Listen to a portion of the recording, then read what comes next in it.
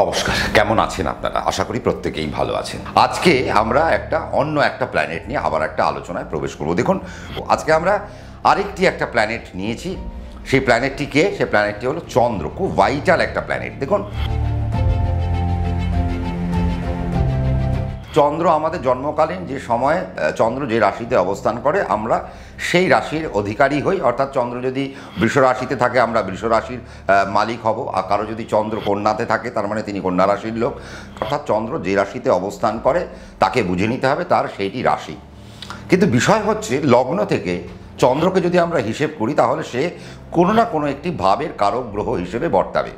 এবার আমাদের প্রথম যেটা দেখে নিতে হবে সেটা চন্দ্র কে। চন্দ্র হচ্ছে জলের একটি কারক গ্রহ বা জলতত্ত্বের একটি কারক গ্রহ। 1 নম্বর, চন্দ্রের দ্বিতীয় সত্তা কি? সত্তা হচ্ছে সাত্ত্বিক সত্তা।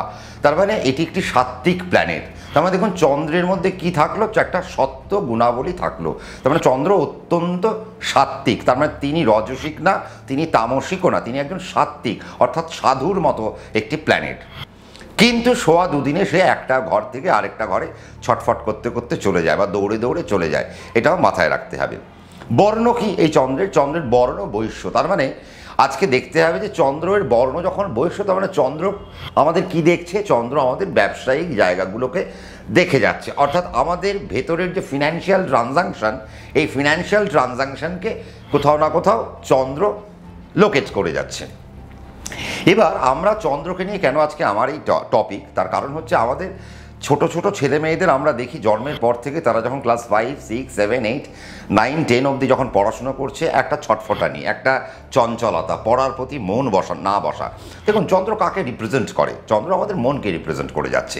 এবার যেহেতু চন্দ্র আমাদের মনকে রিপ্রেজেন্ট করছে, তার মানে আমাদের দৈহিক কর্মের যে সমস্ত কার্যাবলী কে প্রেরণ করে? মন আমাদের দেহকে প্রেরণ করছে। তাহলে আমাদের মন যেরকম প্রেরণ করছে দেহকে, আমরা সে মতো কাজ করছি। তার মানে মনের সাত্ত্বিকতাটা প্রচণ্ড পরিমাণে দরকার রয়েছে, বা মনের একটা সুন্দর প্যারামিটার আমাদের প্রত্যেকের প্রয়োজন রয়েছে।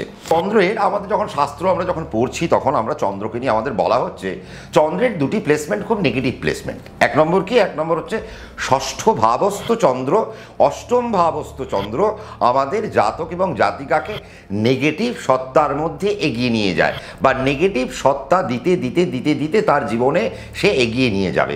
তার মানে আমাদের শাস্ত্র কি বললো? চন্দ্রের লগ্ন হইতে চন্দ্রের ষষ্ঠ ভাব এবং লগ্ন হইতে চন্দ্রের অষ্টম ভাবে যদি চন্দ্র অবস্থান করে তাহলে নেগেটিভ কিছু পাওয়া যায়। এবার চন্দ্র দেখুন, আপনারা আরেকটা জিনিস ভাববেন যে এই যে চন্দ্র, আমরা শুধু রাশি হিসেবেই চন্দ্রকে ধরে আমরা ছেড়ে দিই। ও আমার তো এই রাশি, তার মানে আমার এই ক্যারেক্টারিস্টিক্স। তার মানে চন্দ্র যদি মেষ রাশিতে থাকে তাহলে তার একরকম একটা ক্যারেক্টারিস্টিক্স, চন্দ্র যদি বৃষ রাশিতে থাকে তার একটা ক্যারেক্টারিস্টিক্স। তার মানে এটা তো গেল রাশির ক্যারেক্টারিস্টিক্স। চন্দ্রকে শুধু রাশির ক্যারেক্টারিস্টিক্স তোলে না।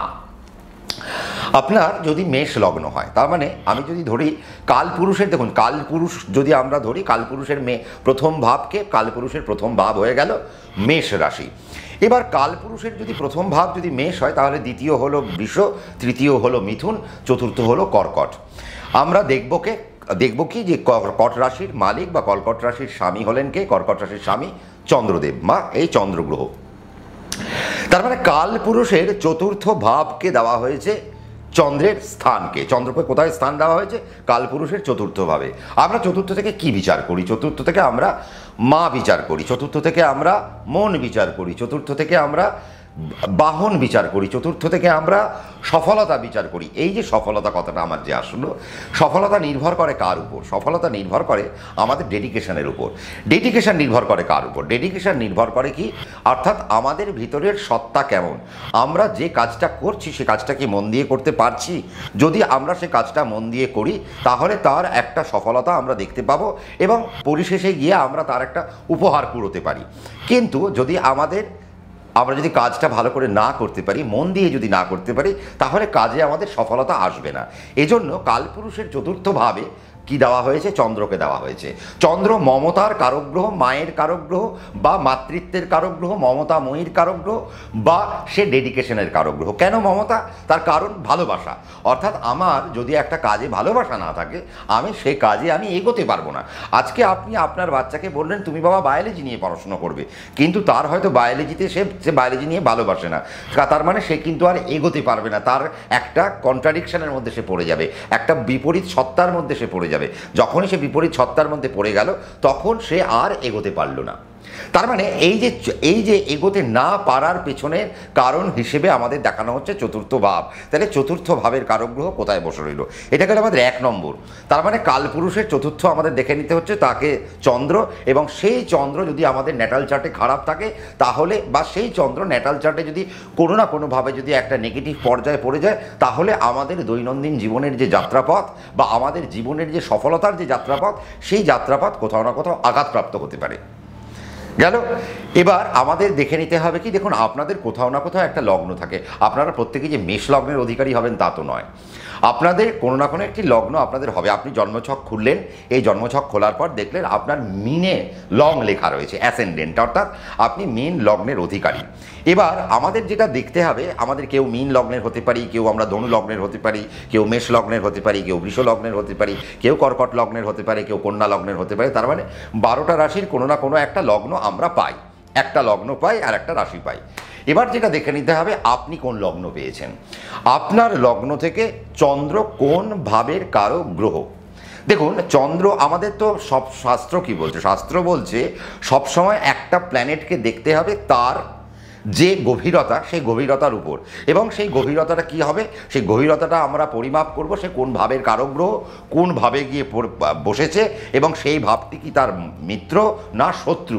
যদি মিত্র হয় তাহলে তার গুরুত্ব অনেক বেশি, যদি সে শত্রু হয় তাহলেও তার গুরুত্ব অনেক বেশি।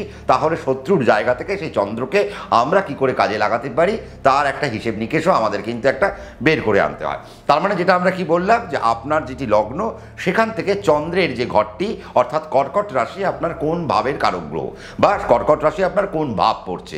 কর্কট রাশির মালিক স্বামী, কর্কট রাশির স্বামী হলেন চন্দ্র, তাহলে চন্দ্র সেই ভাবের কারক গ্রহ হয়ে যাবে।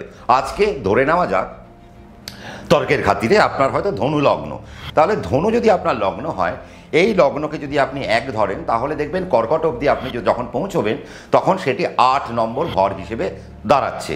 তাহলে ধনুর অষ্টম যখন আপনার কর্কট হচ্ছে, কর্কটের মালিক যখন চন্দ্র, তার মানে আপনার ধনু লগ্ন সাপেক্ষে অষ্টম ভাবের কারক গ্রহ চন্দ্র।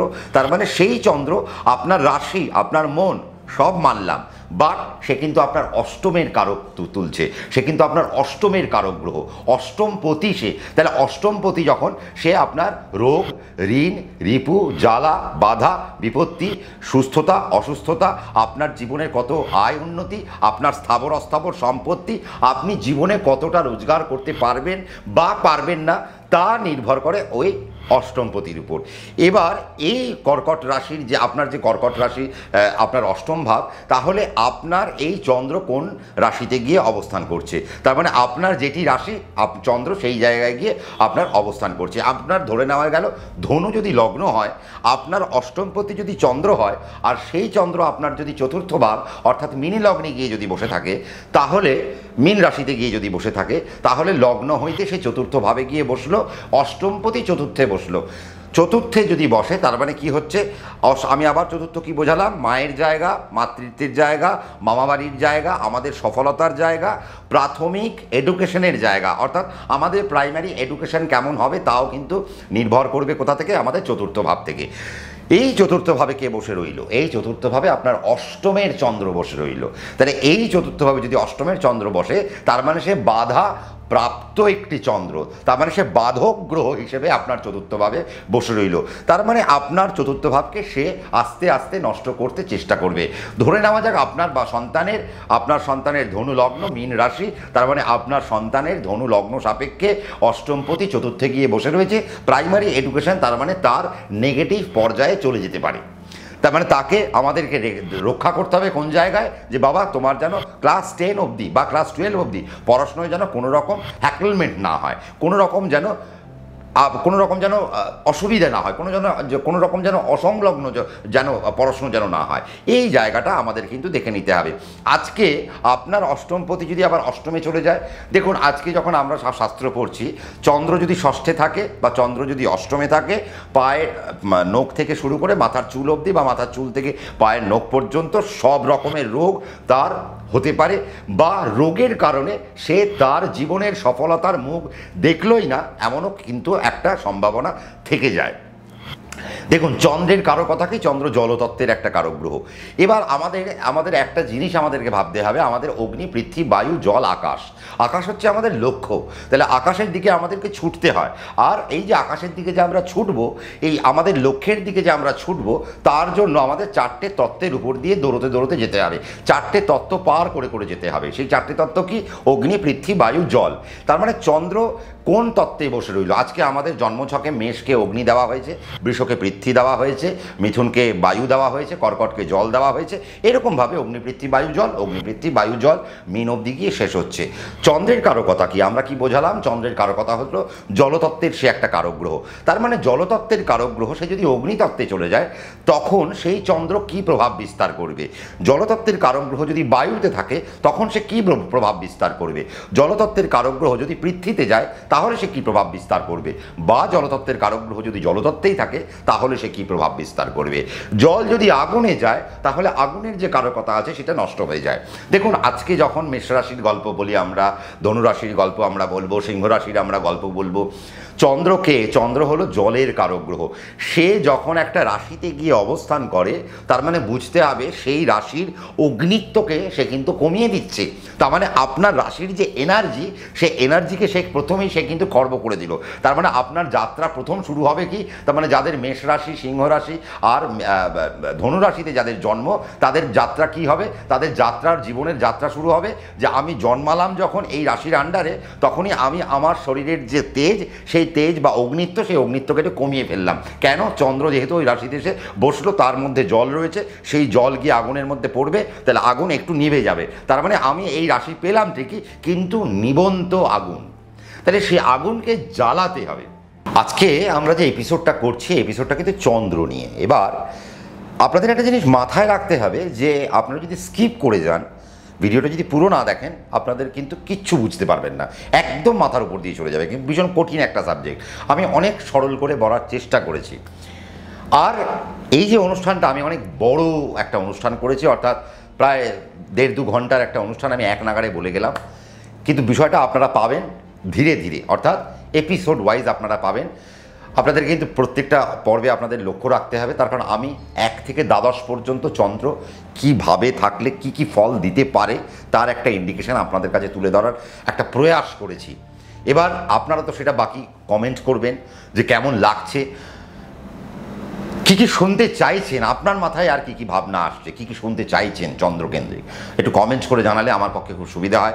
যদি মনে হয় যে ভালো লাগছে, তাহলে লাইক করতে ভুলবেন না। আর যারা নতুন, তাদের জন্য আমি একটাই কথা বলবো, সাবস্ক্রাইব করতে ভুলবেন না, আর নোটিফিকেশান বেলকে প্রেস করতে ভুলবেন না। তার কারণ আমি যখনই কোনো প্রোগ্রাম দেবো, তার আপলোডের যে নোটিফিকেশান আপনার কাছে পৌঁছে যাবে। এবং আপনারা কিন্তু যেটা করবেন সেটা হচ্ছে যে, আমার এখানেও কিছু অংশ দেখতে পাচ্ছেন, আমার ফেসবুকেও কিছু অংশ দেখতে পাবেন, অর্থাৎ সমস্ত অংশটা আপনারা বিভিন্ন জায়গায় দেখতে পাবেন। কিন্তু ইউটিউবে যদি দেখতে হয়, পর্বে পর্বে এটা আমার ভাগ করা রইল, সেটা কিন্তু দেখতে আপনারা ভুলবেন না। এবং সময় নিয়ে গোড়া থেকে শেষ পর্যন্ত আপনারা দেখবেন।